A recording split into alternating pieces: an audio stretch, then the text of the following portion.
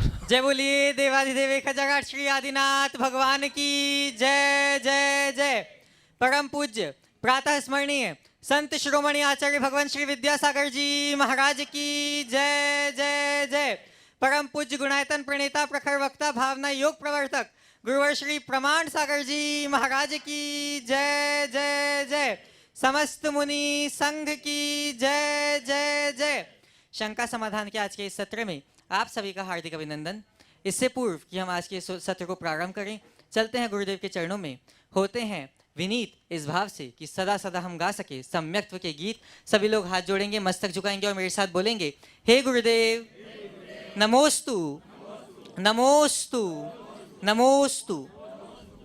बंधुओं, सिद्ध भूमि समय शिखर जी पर जहाँ गुणायतन विराट स्वरूप ले रहा है, वहाँ लोग उत्साहित होकर गुणायतन से संबद्ध हो रहे हैं और अपने जीवन को स्वर्णिम बना रहे हैं। आज भी कुछ लोग गुणायतन से संबद्ध हुए हैं। मैं उनके नामों की उद्घोषणा करूंगा और अपेक्षा रखूंगा कि आप सभी लोग करतल ध्वनि से उनकी अनुमोदना करें। और मैं चाहूंगा कि वो लोग यहाँ यदि उपस्थित हैं तो अपने स्थान पर खड़े होकर गुरुदेव को नमोस्तु निवेदित करेंगे। बिलासपुर से निर्माण निधि के रूप में गुणायतन से संबद्ध हो रहे हैं सत्येंद्र जैन, श्रेयांश जैन, श्रुति जैन, क्या लिखा है, संजय जैन एवं निधि जैन। मैं चाहूंगा कि वे अपने स्थान पर खड़े होकर आशीर्वाद प्राप्त करें और सभी लोग करतल ध्वनि से उनकी अनुमोदना करें। निर्माण निधि से गुणायतन से संबद्ध होने जा रहे हैं बाहुबली जैन, चंद्रप्रभा जैन, रतनदीप जैन, कुलदीप जैन। बिलासपुर से सभी लोग अपने स्थान पर खड़े होकर गुरुदेव का आशीर्वाद प्राप्त करेंगे। और आज के प्रथम प्रश्न के लिए मैं आवाज दे रहा हूँ सत्येंद्र जैन बिलासपुर से, और आपके बाद तैयार रहेंगे अनिता जैन बेंगलोर से। नमोस्तु महाराज जी। चुल्लक जी को कक्षा में महाराज जी, बुजुर्ग बोलते हैं कि नई पीढ़ी बिगड़ रही है, और नई पीढ़ी जब बुजुर्ग होती है वो भी यही बोलती है कि नई पीढ़ी बिगड़ रही है। यह क्रम चलता रहता है।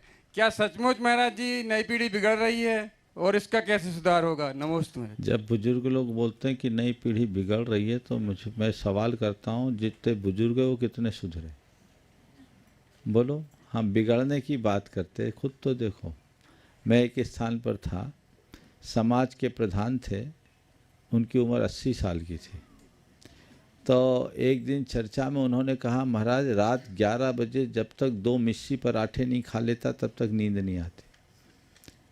मैंने उनसे, वहीं उनका 17 साल का पोता बैठा था, वो बाज़ार में नहीं खाता था, रात में पानी नहीं पीता था। मैंने कहा इसको देखो और कुछ तो शर्म खाओ। बोला महाराज इसमें गलती हमारी नहीं आपकी है। उल्टा बोला, इसमें गलती हमारी नहीं आपकी है। मैंने पूछा क्या? बोले इसकी उम्र में आप हमें क्यों नहीं मिले? तो मैं कहना ये चाहता हूँ कि ये कहना कि आज की नई पीढ़ी बिगड़ रही है, ये पूरी तरह सुसंगत नहीं है। क्या इस पीढ़ी को जिस पर आप बिगड़ने का आरोप लगा रहे हैं, उनके बिगाड़ में बड़े जिम्मेवार नहीं हैं? बड़ों ने वैसा आदर्श ही उपस्थित नहीं किया जिसका नई पीढ़ी अनुकरण कर सके। हमें वैसा आदर्श भी तो उपस्थित करना चाहिए। एक बार की बात है, एक ने पिता ने अपने बेटे से की शिकायत की, वो अल्कोहल लेता था। 22 साल का लड़का। पिताजी ने कहा कि महाराज जी इसका अल्कोहल छुड़वा दो। लड़के ने छूटते ही कहा, पापा 10 साल पहले आप क्या करते थे? ने बोला, बेटे मेरे को ज्ञान नहीं था, मुझे महाराज बाद में मिले। मैं चाहता हूँ जो गलती मैंने की उसकी पुनरावृत्ति तुम मत करो। लेकिन बात यही है कि हम जैसा आदर्श उपस्थित करते हैं, पीढ़ियाँ उसे ही दोहराती है।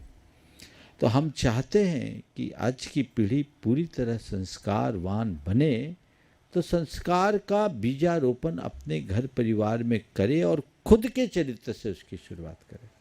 जब तक हमारा चरित्र वैसा नहीं होगा, जीवन व्यवहार नहीं सुधरेगा।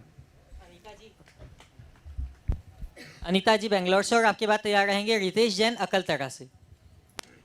हेलो, कुंडलपुर के बड़े बाबा की जय। श्री 108 मुनि सुवृत भगवान 108। सवाल करिए सीधे सीधे। मेरा सवाल ये है गुरुजी कि नज़र नहीं नज़रिया कैसे बदले? नज़र नहीं नज़रिया कैसे बदले जिसे विरोधी भी दोस्त बन जाए, जिसे विरोधी भी दोस्त बन जाए। नज़र नहीं नज़रिया कैसे बदले कि विरोधी भी दोस्त लग जाए। तो बस विरोधी के गुणों को देखना शुरू कर दो, उनको दोषों को देखना बंद कर दो, तो वो दोस्त बन जाएंगे। चलिए। रितेश जैन और आपके बाद तैयार रहेंगे मनोज जैन बिलासपुर से। मुनि श्री प्रमाण सागर महाराज जी के चरणों में कोटि कोटि नमन। महाराज जी, मेरा प्रश्न ये है कि आज अपने जैन मंदिरों में या अन्य मंदिरों में भी इतनी चोरियां हो रही हैं, और मैंने सुना है कि अपने मंदिर में रक्षक देव होते हैं, तो वो रक्षक देव क्या करते हैं कि उनको सजा क्यों नहीं देते? देखो बाबा, देव रक्षक हैं, आप कहते हैं मंदिरों के, तो मैं कहता हूँ देव रक्षक हैं केवल हमारी श्रद्धा के। समझ के? अगर तुमने किसी देवी देवता को बिठाल दिया तो उनको इतनी फुर्सत नहीं कि तुम्हारे यहाँ की चौकीदारी करें। तुम अपने भीतर इतनी दिव्यता का संचार करो कि किसी के अंदर दुर्भावना आए ही नहीं। हर युग में ऐसा हुआ है। चौथे काल में मुनियों पर भयानक भयानक उपसर्ग हुए, देव देवता कुछ नहीं कर पाए। तो देव, कई बार लोग बोलते हैं जब भगवान अपनी रक्षा नहीं कर पाते तो हमारी क्या रक्षा करेंगे। तो भगवान मूर्त नहीं अमूर्त है, भगवान उस अमूर्तत्व की रक्षा करते हैं, जल प्रतिमा की नहीं। हमें चाहिए कि हम उसकी ऐसी व्यवस्था बनाएं कि किसी तरह की अवमानना ना हो पाए, असाधना ना हो पाए, और हमारे जो धर्मायतन है और हमारे जो जिनबिंब है वो सदा सदा के लिए सुरक्षित रहे। महाराज जी, एक क्वेश्चन और था। बोलिए। महाराज जी, मेरी मम्मी की उम्र लगभग 70-72 साल है। उनके पाँव के तल्ले में घाव है, लगभग 15 साल हो गया है। वो ठीक नहीं होता महाराज जी, और पिछले 3-4 सालों से वो मंदिर नहीं जा पा रही हैं, और पाँव के चलते। डायबिटिक है? डायबिटिक हैं भैया, इसका इलाज कराओ और उनको बोलो इलाज करे, साथ साथ थोड़ी भावना योग करे, हो सकता है रिकवरी हो जाए। आशीर्वाद। जी महाराज। मनोज जी बिलासपुर से और आपके बाद तैयार रहेंगे संजय जैन बिलासपुर से। महाराज जी, मेरे और मेरे परिवार की ओर से नमोस्तु नमोस्तु नमोस्तु। महाराज जी, ये मेरी श्रीमती जी का प्रश्न है। मुनि श्री, मिथ्यात्व दो होते हैं, ग्रहित और अग्रहित। ग्रहित मिथ्यात्व को हम धर्म से और आपके प्रवचन के माध्यम से कम कर सकते हैं, लेकिन अग्रहित मिथ्यात्व को कैसे कम करें? निरंतर तत्व चिंतन करो, भावना भाव, स्वाध्याय करो, उससे ज्ञान बढ़ता है, जीवन बदलता है। नमोस्तु महाराज। नमस्ते महाराज जी। महाराज जी, मेरा प्रश्न ये है कि डोंगरगढ़ में सब लोग आचार्य श्री का जहाँ पर संस्कार हुआ है वहाँ की राख उठा कर अपने घर ले जा रहे हैं। तो महाराज जी, हम लोग इसको खारी मानते हैं और इसको छूने के बाद नहाते हैं, तो फिर महाराज जी यह सही है गलत? कृपया शंका का समाधान करें। नमस्कार। देखिए, आम जनों की अंत्येष्टि और किसी महामुनि आचार्य उनका अंतिम संस्कार, इसमें बड़ा अंतर है। आम जनों की अंत्येष्टि में तुम जाते हो तो तुम्हें सूतक लगता है, महामुनिराजों के अंत्येष्टि में कोई सूतक नहीं। क्यों? क्योंकि रत्नत्रय से पवित्र शरीर का आप संस्कार करने जा रहे हैं, वो पूज्य है।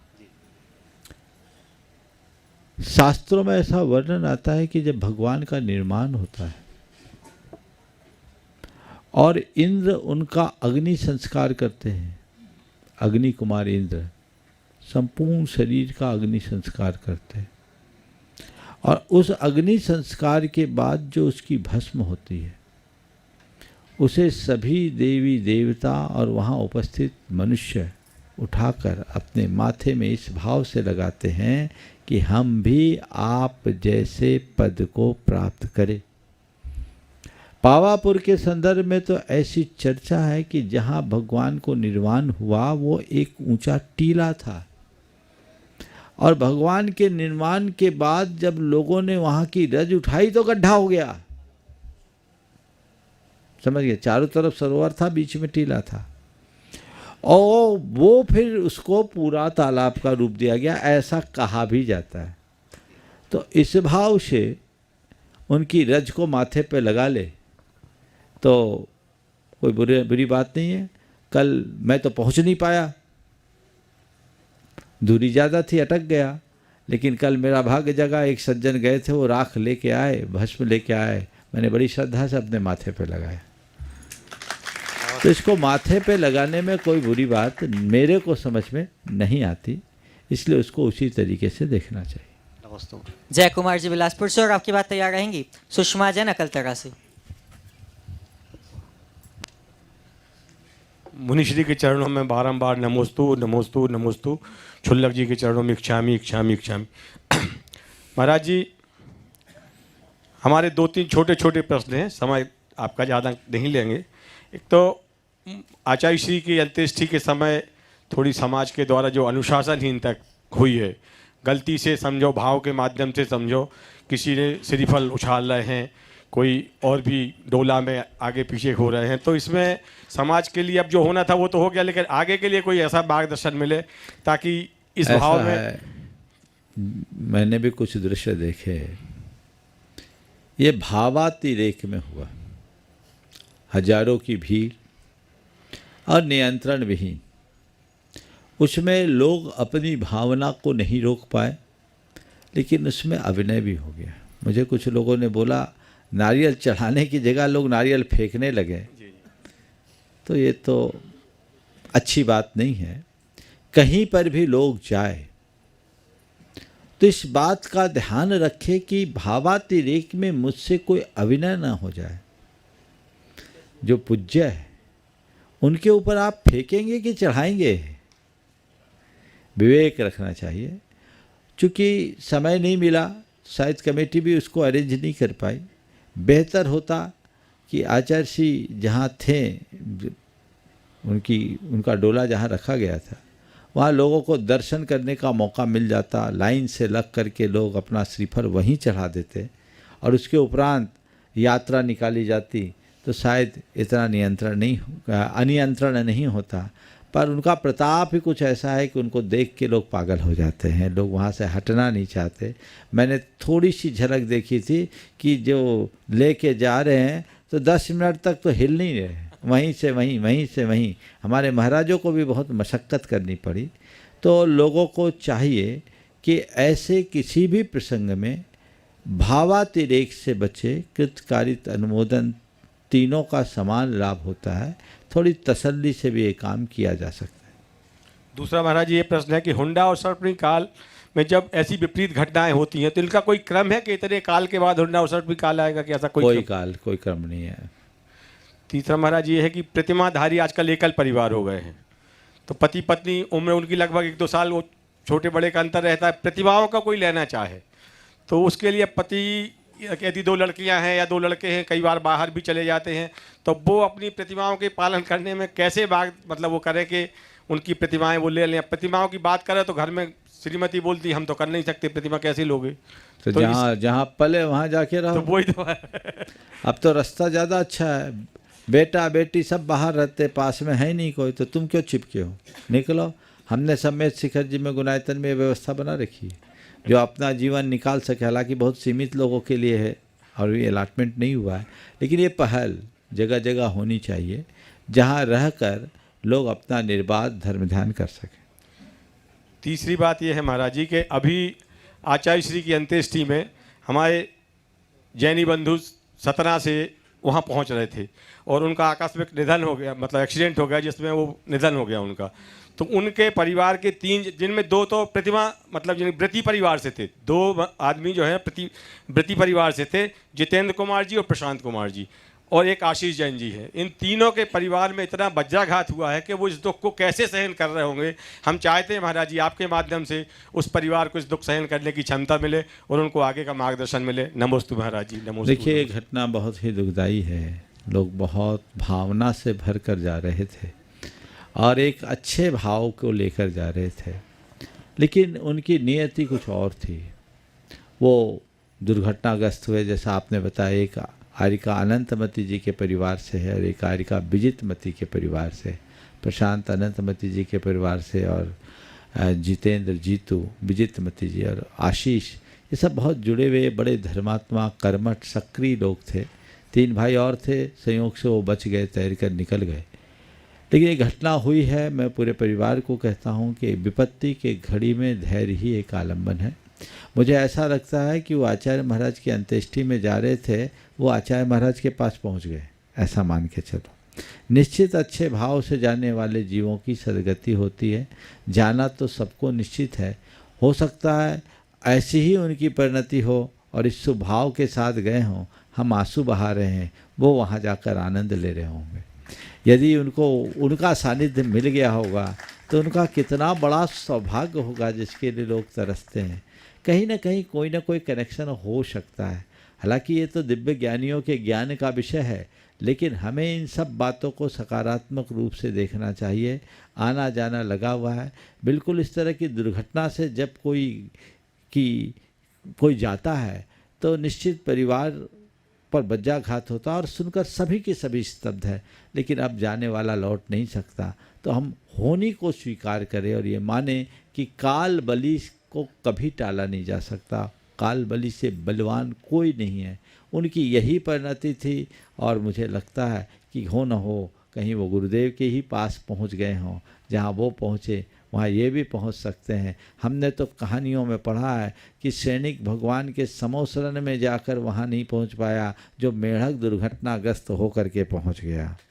अपन बोलते हैं यदर्चा भावेन प्रमुदित मना दर्दुर इह छनादासित स्वर्गी गुण गण समृद्ध सुख निधि लभंते सदभक्ता शिव सुख समाजम किमुतदा महावीर स्वामी नयन पथगामी भवत में।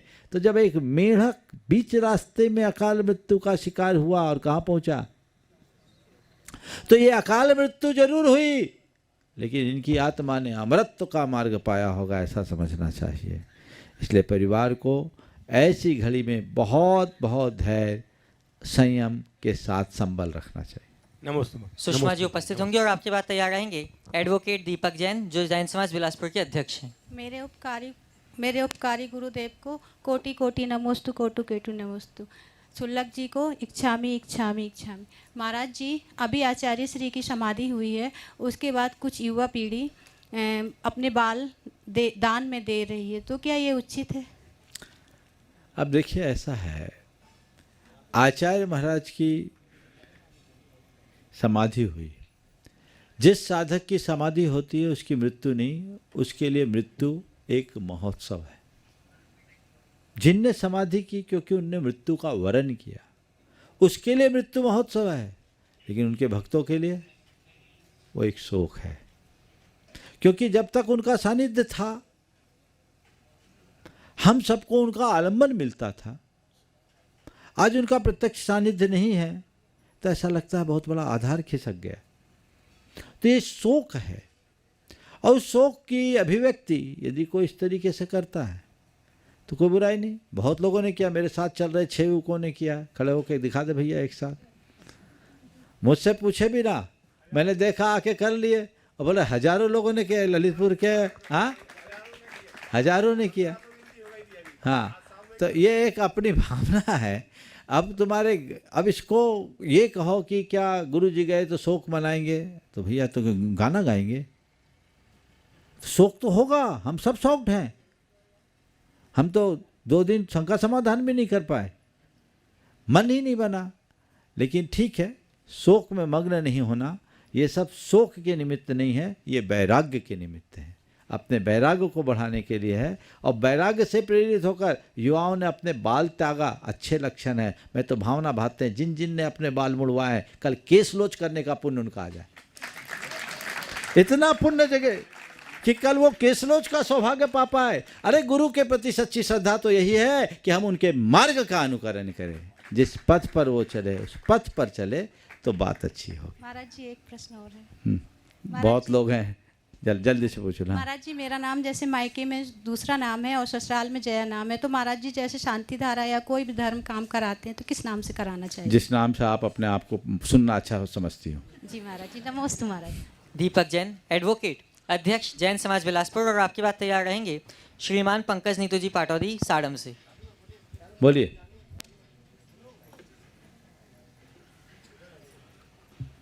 जैन समाज बिलासपुर एवं मेरे परिवार की ओर से मुनिश्री के चरणों में नमोस्तु नमोस्तु नमोस्तु। शुल्लक जी के चरणों में इच्छामी इच्छामी इच्छामी।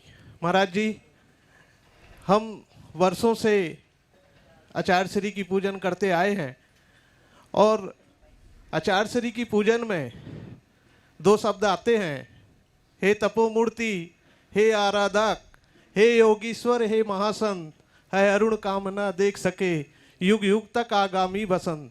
महाराज जी, हमारे कर्मों का ऐसा कौन सा उदय था कि आचार्य श्री हमें इस बसंत पर हमेशा के लिए छोड़कर चले गए? मैं तो ये कहता हूँ, निश्चित ये पंक्तियों पर जब हम विचार करते हैं और जब इस दृष्टि से सोचते हैं तो लगता है अब बसंत उजड़ गया, लेकिन अंदर की दृष्टि से जब हम देखते हैं तो लगता है बसंत आज भी है। अब हम सबको एक ही काम करना है, गुरुदेव की उपस्थिति का एहसास करना है। वो चले गए इसे भूलना है, और वो मेरे पास है, मेरी हर सांस में है, मेरी अंतरात्मा में है, इसका एहसास करना है। आज भी उनके सिद्धांत, उनके विचार, उनका मार्गदर्शन, उनका आशीर्वाद हमारे साथ है। और अपने 55 वर्ष की मुनि जीवन में, तपस्वी जीवन में उनने, बल्कि 57 वर्ष हो गए और 24 कितने हुए? 56 साल। 56 वर्षों में उन्होंने जितना हम लोगों के लिए दिया है वो हम सबके जीवन के लिए बहुत है, उसे हम संभाले। वो चले गए, ये बार बार बोलने से और इस बात का रोना रोने से हमें कुछ भी हासिल नहीं होगा, ये हम सबको पता है। लेकिन वो जो दिया है, उन्होंने जो दिया है, उसे संभालने से हम सबका जीवन बहुत आगे बढ़ेगा। हमें वो मार्ग आगे बढ़ाना है, हमें वही प्रयास और पुरुषार्थ करना है जो उनका आदर्श है, उनका अनुकरण हमको करना है। उसमें किसी प्रकार की कमी नहीं होने देना है। जितनी प्रेरणा उनसे मिली, जितना मार्ग हम उनसे मिला, वो मार्ग हमारे जीवन की निधि बने, ताकि सारी हवाओं में आचार्य विद्यासागर दिखे, उनकी खुशबू आए, सुगंध आए। ये हमारा प्रयास करना चाहिए। नमस्ते। हाँ, एक बात और है, अभी परम पूज्य गुरुदेव के प्रति सभी जगह जगह विनयाञ्जलि हो रही है। हमने परसों विनयाञ्जलि दी, संघ में कल भी विनयाञ्जलि हुई, आज भी विनयाञ्जलि है। एक विचार आया है कि आचार्य गुरुदेव की विनयाञ्जलि साधारण नहीं होनी चाहिए। पूरे विश्व में आचार्य विद्यासागर को मानने वाले लोग हैं, उनके अनुयायी हैं, उनके प्रति श्रद्धा रखने वाले लोग। आज ही मेरे पास एक संदेश आया, सर्वोच्च न्यायालय के एक जस्टिस साहब, उन्होंने अपने विचार भेजे। आचार्य महाराज के प्रति उनकी जो श्रद्धा थी वो उद्गार भेजे। तो मैंने चाहा है कि ऐसा एक काम किया जाए, एक उपक्रम किया जाए कि पूरे देश नहीं, विदेशों में भी जहाँ जहाँ जैन समाज, जहाँ जहाँ आचार्य विद्यासागर को मानने वाले लोग हैं, चाहे वो जैन हो या अजैन, हर व्यक्ति 25 तारीख की एक तिथि में, जो निश्चित तिथि सब तरफ से संघ की अनुमोदना भी इस कार्य के लिए है, 1 बजे दिन में, या आप कहीं सुविधा से अनुसार आगे पीछे कर सके, ये विनयाञ्जलि सभा रखे।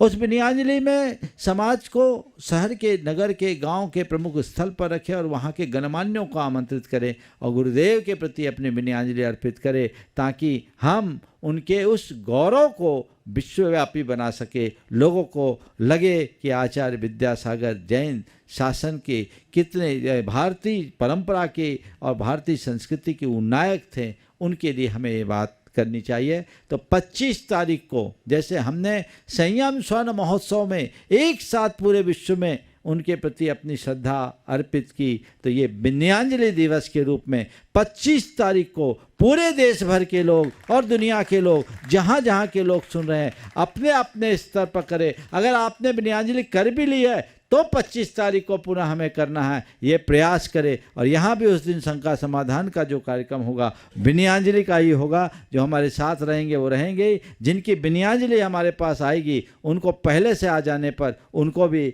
यहाँ पर सेलेक्ट करके उसे आप सबके बीच प्रसारित किया जाएगा। जो प्रमुख लोग होंगे, जो देश के जानी मानी हस्तियां होंगी, उनकी विनयाञ्जलि से लोग अवगत होंगे। ये हमारे लिए एक अवसर है परम पूज्य गुरुदेव के व्यक्तित्व को जगत व्यापी बनाने का। कल सुधा सागर जी महाराज ने एक बहुत अच्छा प्रस्ताव रखा, मुझे बहुत हर्ष हुआ सुनकर कि उन्होंने कहा कि प्रधानमंत्री जी ने जो श्रद्धा आचार्य गुरुदेव के प्रति प्रकट की है, वो अभूतपूर्व है, ये उनके संस्कार का द्योतक है, लेकिन उनका संस्कार संस्कृति में परिवर्तित हो, इसलिए उनने एक भाव रखा था कि आचार्य गुरुदेव को भारत रत्न के सम्मान से सम्मानित किया जाए।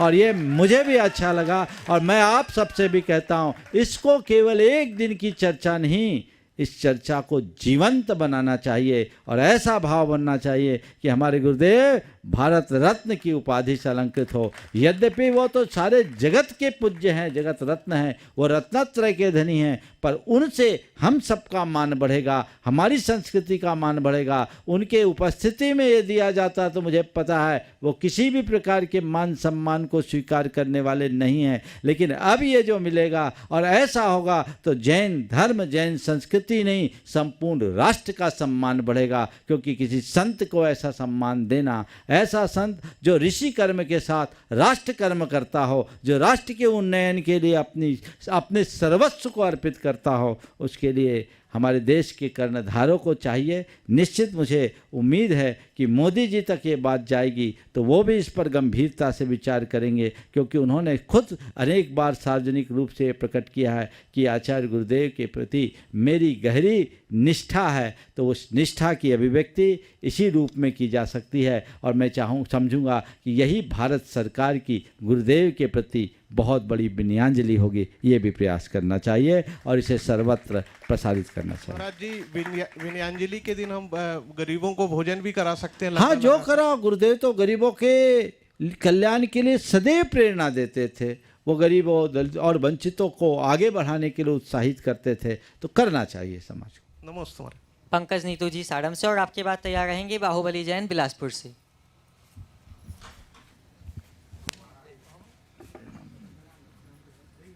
नमोस्तु महाराज श्री इच्छामी महाराज जी। महाराज श्री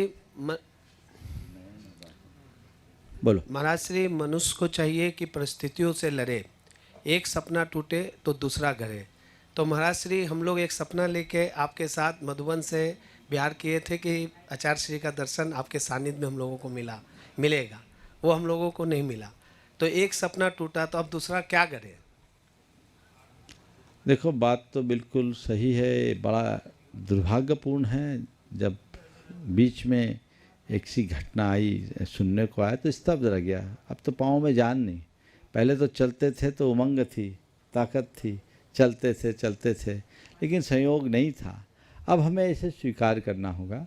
हम ये मान करके चले कि हम गुरुदेव के चरणों में नहीं जा पाए, लेकिन गुरुदेव के वचनों को आत्मसात करें और उसे आगे बढ़ें, और हमने वही आत्मसात किया है। आज गुरुचरण मेरे पास नहीं है, पर गुरु वचन मेरे साथ है, और मैंने ये तय किया है जो गुरु वचन मुझे मिले हैं, गुरुदेव का जो मिशन है उसे आगे बढ़ाना है, उसे आगे बढ़ाना। और इसे हमें ही नहीं, सबको मिलकर आगे बढ़ाना है, सभी साधु संघों को मिलकर के बढ़ाना है, और समाज को भी मैं कहूँगा उनके सारे रुके हुए काम को आगे बढ़ाना है। उन्होंने जो आदर्श, जो लक्ष्य हम सबके सामने रखा है, उसे ऊंचा उठाना है। तो बहुत सारी बातें उन्होंने मुझे कही है, और जो मुझे आशीर्वाद दिया है वो मेरी प्राथमिकता है, मैं उसे संपर्क करूँगा। बाहुबली जी बिलासपुर से, और आपके बाद तैयार रहेंगे नयन जैन, अंकित जैन राका, श्री ललित प्रमाण सागर सेवा संघ। महाराज श्री को नमोस्तु। एक छामी महाराज श्री, हमारी श्रीमती जी 20 साल 25 साल से बीमार, और मंदिर बिना रहती नहीं, और मंदिर में थोड़ा जल चढ़ाना, इधर उधर करना करती हैं। सुबह 6 बजे जाती हैं, अभिषेक के बिना रहती नहीं, और धर्म उनके लिए बहुत है, धर्म के बिना वो नहीं रहती। जो गलती हो उसे क्षमा। कहना क्या चाह रहे हैं आप? आशीर्वाद है।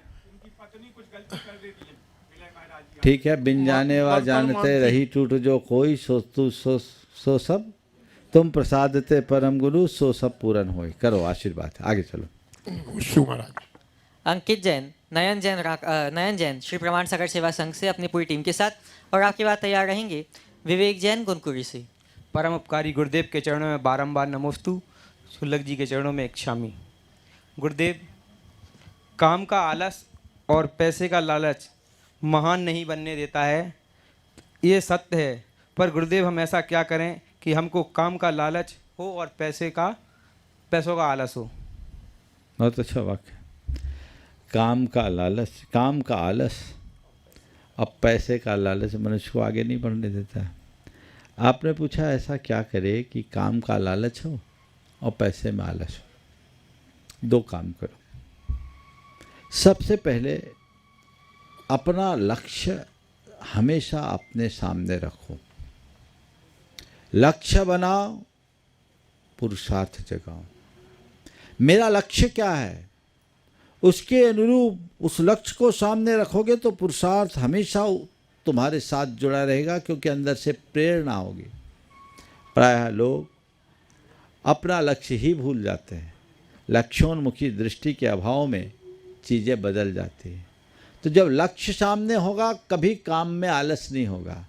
और दूसरी बात, पैसों का लालच, उसे कम करना है तो उसका एक ही उपाय है। एक बात हृदय में स्थापित कर लो, पैसा जीवन निर्वाह का साधन है, साध्य नहीं।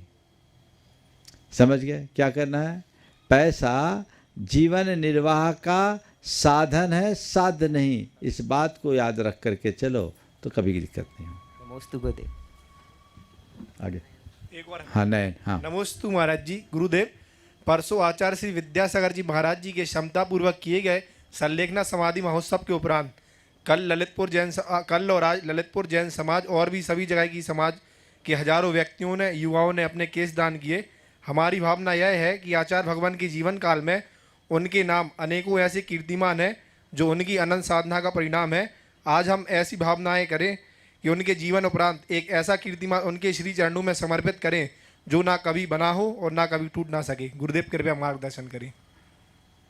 आपने बोला ऐसा कीर्तिमान जो न कभी बना है न कभी टूट सके। हमारे लिए मौका है। 25 तारीख को विनयान्जलि सभा इस प्रकार से मनाओ पूरे देश में, जो न आज तक कभी हुआ है ना हो सके। एक आदर्श होगा और उसकी सूचनाएं पूरे संसार में जानी चाहिए। यदि ऐसा करते हैं तो इससे बड़ी बात कोई नहीं हो। नमोस्तु महाराज जी। विवेक जैन कुनकुरी सर, आपकी बात तैयार रहेंगे। सोम प्रभा जैन गोटेगांव से। एक बार इन युवाओं के लिए तालियां बजा दो जिनने अपना रूप बदल दिया। हाँ बोलो। नमोस्तु महाराज जी। इच्छामी भाई महाराज जी। महाराज जी, ये प्रश्न मेरी बहन खुशबू काला का जयपुर से है। शरीर, आत्मा और मन तीनों अलग अलग हैं, तो फिर हमारे पुण्य कर्म और पाप कर्म का बंध किसके द्वारा होता है? शरीर, आत्मा और मन तीनों अलग अलग है। बंध किसके द्वारा होता है? आत्मा को बंध होता है, मन उसमें माध्यम बनता है, और शरीर ऊपर से, शरीर उसको भोगता है। नमोस्तु। सोम प्रभा जी उपस्थित होंगे और आपकी बात तैयार रहेंगे। दीपांकर जी। महाराज जी नमोस्तु नमोस्तु नमोस्तु। शुल्लक जी इच्छामी इच्छामी इच्छामी। महाराज जी, हमारी माँ 88 साल की है, उनको क्या कहते मोह नहीं छूटता, और एक प्रतिमाधारी है, मोह नहीं छूट रहा है उनका। उनको संबोधो धीरे धीरे तो मन शांत होगा, बदलेगा। बड़ा कठिन है मोह छूटना। महाराज जी, हम लोग जाते हैं ना गोटेगांव तो बहुत रोती हैं वो। उनका मोह बिल्कुल नहीं छूट रहा है। प्रेरणा दो, धीरे धीरे छूटेगा। नमस्ते। अगला दीपांकर जी और आपकी बात तैयार रहेंगे। प्रकृति जैन अकलतरा से। नमोस्तु महाराज जी। शरीर कितने भी सुंदर क्यों ना हो, उसकी राख तो कहीं काली होती है, तो भी महाराज जी हम सब शरीर के सेवा में ही लगे रहती है। शरीर से आसक्ति कैसे छूटे?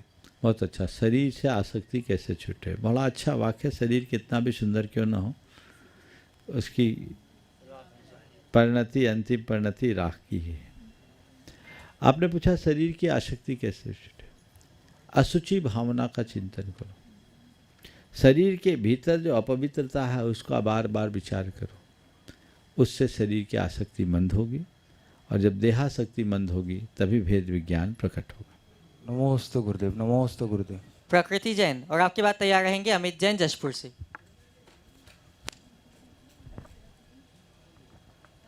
महाराज जी के चरणों में सादर नमोस्तु। छुल्लक जी के चरणों में इच्छामी।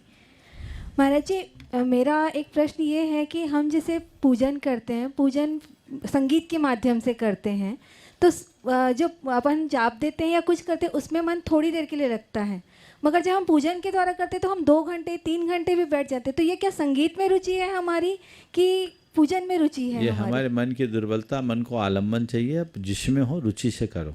महाराज जी, एक भाभी का प्रश्न है हमारी कि शास्त्रों में आया है कि सुमेरी पर्वत, सूर्य चंद्र आदि विमान पृथ्वी कायिक हैं, और यदि ये पृथ्वी कायिक हैं तो क्या ये मनुष्य भाव धारण करके अपना उत्थान करेंगे कि नहीं?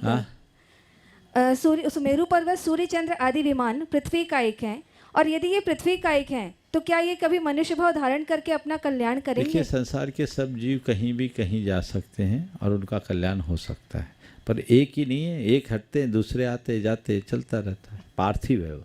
बोलिए। अमित जी, और आपकी बात तैयार रहेंगी सोमिला जैन अकलतरा से। महाराज श्री के चरणों में नमोस्तु, छुलक जी के चरणों में इच्छामी। महाराज श्री, मेरा प्रश्न ये है कि महाराज श्री, हमारा प्रश्न ये है कि हमारे नगर में बोलो, आप बोलो। हमारे नगर में एक वेदी पे 3 पाषाण की प्रतिमा है। हाँ? हमारे नगर में एक वेदी में खड़गासन की 3 प्रतिमा है। खड़गासन 3 प्रतिमा है पाषाण की। उसमें हम अभिषेक के बाद जब पक्षाल करते हैं, एक वस्त्र से मस्तक से चरण तक कर दिए, फिर उसी कपड़े को दूसरे भगवान पे, उसी कपड़े को तीसरे। मैं एक सवाल करता हूँ, एक आदमी के अंगूछे से दूसरे को अंगूछा जाता है क्या? नहीं। हर 3 भगवान ने 3 अंगूछा रखो, उसमें क्या है? कोई बड़ी बात थोड़ी है। व्यवस्था बदल दो। नमोस्तु। सोमिला जी, और आपकी बात तैयार रहेंगी संगीता जैन अकलतरा से। महाराज जी के चरणों में 3 बार नमोस्तु नमोस्तु नमोस्तु, और महाराज जी की इच्छामी। महाराज जी मेरा प्रश्न ये है कि महाराज जी, जो सम्यक दृष्टि जीव होते हैं वो कितने भाव में तीर्थंकर बन जाएंगे, मोक्ष को प्राप्त करा? इसका कोई विधान नहीं है। जब उनकी आत्मा जगेगी तब बनेंगे। नमोस्तु महाराज जी। ओम। संगीता जी, और आपकी बात तैयार रहेंगी अक्षय जी शिखर जी से। नमोस्तु महाराज जी, इच्छामी महाराज। छुल्लक जी, महाराज जी, हमारा और हमारे पति का 5-5 बार वक्तव्य पाठ पढ़ने का नियम है। कभी हम बाहर जाते हैं तो हम मोबाइल से पढ़ लेते हैं, थोड़ा जल्दीबाजी में पढ़ लेते हैं, तो उसका पुण्य लगेगा कि नहीं? जितनी एकाग्रता और तन्मयता से करोगे लगेगा। अक्षय जी उपस्थित होंगे, और आपकी बात तैयार रहेंगी श्रीमती संध्या जैन अकलतरा से। नमोस्तु महाराज जी। महाराज जी, मेरी शंका नहीं, एक विडंबना है कि जब शादी होती है तो लड़के की जो ससुराल होती है वो एक सरकारी नौकरी की तरह हो जाती है, जो जिसमें उसके खातिरदारी होती है, आओ भगत की जाती है। लेकिन दूसरी तरफ जो लड़की की ससुराल होती है वो एक प्राइवेट नौकरी की तरह हो जाती है, जहाँ उसकी जितना भी काम करे, कुछ भी कर ले, वहाँ का उसके घर की मैनेजर खुशी नहीं होती और उसका टास्क हमेशा अधूरा रहता है। ऐसा क्यों?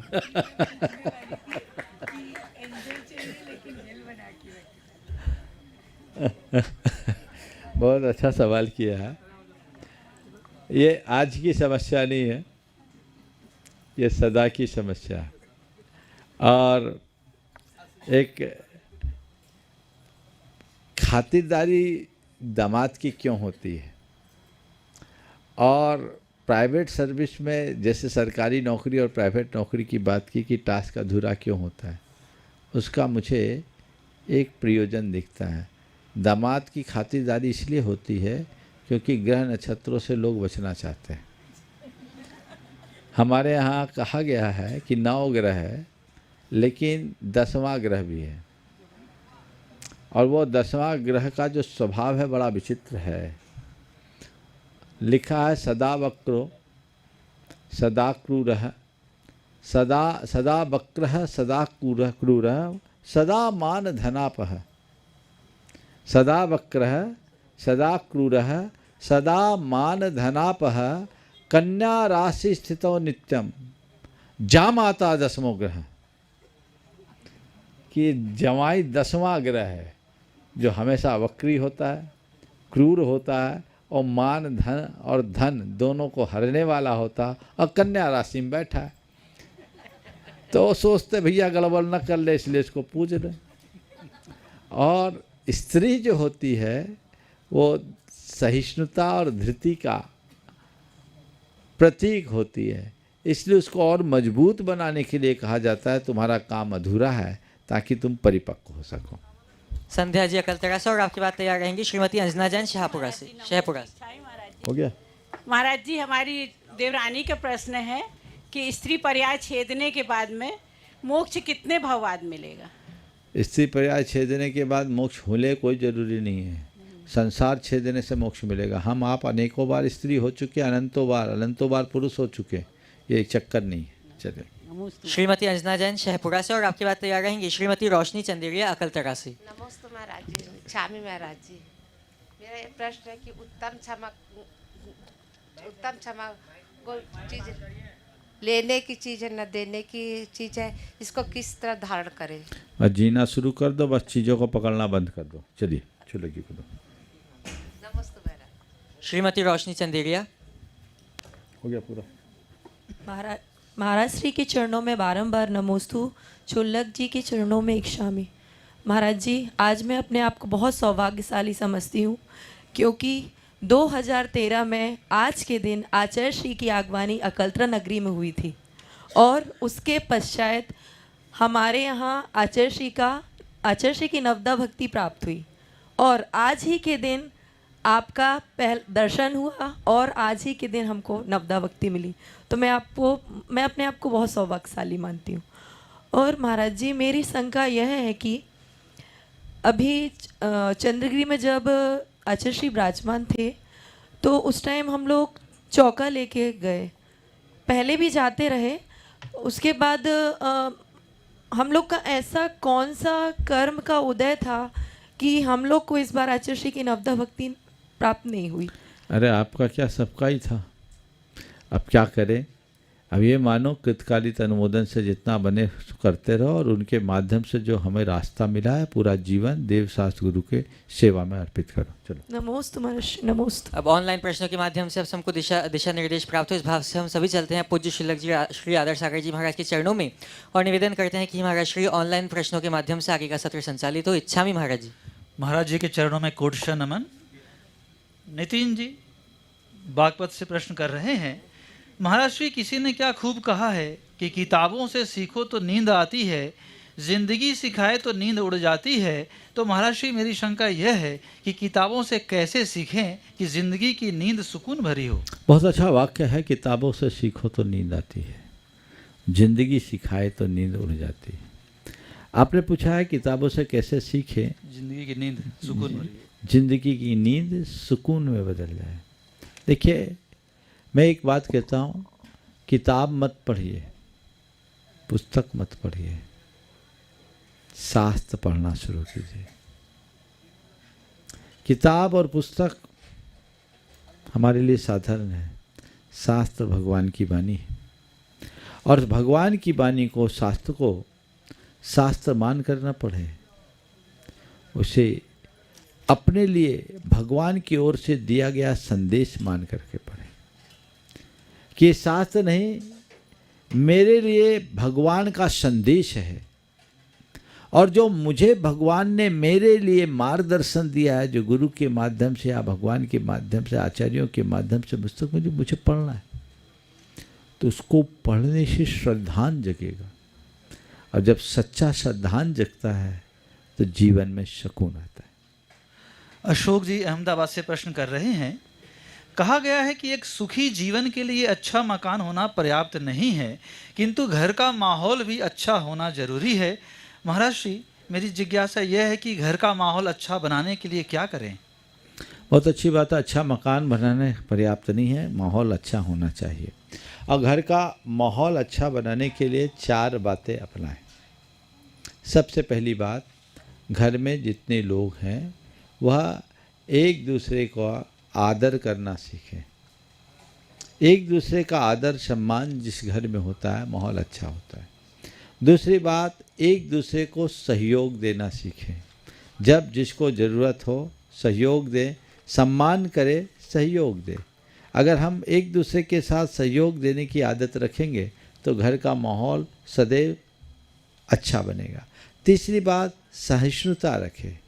एक दूसरे की छोटी मोटी बातों को नज़रअंदाज करना सीखें, और कुछ बातें हो जाए तो उसे बर्दाश्त करने की ताकत अपने भीतर विकसित करे, जल्दी प्रतिक्रियाएं न करे, अपनी अपेक्षाएं वैसी न रखे, तो अंदर सहिष्णुता हो, तो सम्मान हो, सहयोग हो, सहिष्णुता हो, और आपस में हो आदर और सम्मान एक ही हो गया, और एक दूसरे के साथ समन्वय बना करके चलना शुरू कर दे, तो अपने आप घर का माहौल अच्छा बन सकता है। प्रमोद जी जयपुर से प्रश्न कर रहे हैं, किसी नज़दीकी रिश्तेदार द्वारा धोखा देने पर दिल पर पत्थर रखकर उसे माफ़ किया जा सकता है, लेकिन मेरा प्रश्न यह है कि नज़दीकी होने पर मजबूरन उस पर पुनः विश्वास करना पड़े तो हमें क्या करना चाहिए? पुराने अनुभवों से सीख लेते हुए सुरक्षित दूरी रखना चाहिए। सृष्टि जैन प्रश्न कर रही हैं, महाराज श्री आप लोगों से ऐसा सुना है कि भावों की विशुद्धि से अनुष्ठान का महात्म्य बढ़ जाता है, और यह स्वाभाविक है कि अर्थ लाभ की दृष्टि होने पर भावों में कमी आ जाती है। महाराज श्री कई स्थानों पर श्रावक शुद्ध उच्चारण करते हैं और उनका भाव होता है कि हमें अवसर मिले, पर व्यवस्थापक निषेध करते हैं कि नियुक्त पंडित जी ही पढ़ेंगे। महाराज श्री यदि श्रावकों को अवसर मिलेगा तो नई पीढ़ी भी उत्साहित होकर उच्चारण सीखेगी। गुरुवर, इस विषय में आपका मार्गदर्शन चाहिए। देखिए, अच्छा प्रस्ताव है। मंदिरों में पाठ है, विनती है, शांति धारा है, इनका उच्चारण शुद्ध होना चाहिए और मधुर होना चाहिए। तो जो विद्वान आदि हैं उनको भी पहले से उनका पूरा देखना चाहिए कि उनका उच्चारण सही है कि नहीं। कई ऐसे भी विद्वान होते हैं जिनका उच्चारण सही नहीं होता, और यदि अच्छे विद्वान हैं तो उन विद्वानों को भी चाहिए कि समाज में और लोगों को सिखाए और अपने मार्गदर्शन में उनको उत्साहित करके आगे बढ़ाए। उनसे कहे कि नहीं आप करिए, आप करिए, आप करिए। बहुत अच्छा प्रस्ताव है कि इससे और लोगों को ऐसा सीखने की रुचि बढ़ेगी। कई जगह ऐसा होता है, विद्वान हो अथवा समाज के कुछ लोग हैं वो फिक्स है, दूसरे को मौका ही नहीं मिलता। ये अच्छी बात नहीं है। सबको साथ लेकर के चलना चाहिए, तभी पथ प्रशस्त होगा। अभी स्थिति और आगे के प्रश्नों के लायक नहीं है, इसलिए यहीं पर विराम दे रहा हूँ। बोलिए परम पूज आचार्य गुरुवर श्री विद्यासागर जी महाराज की। परम पूज्य मुनि श्री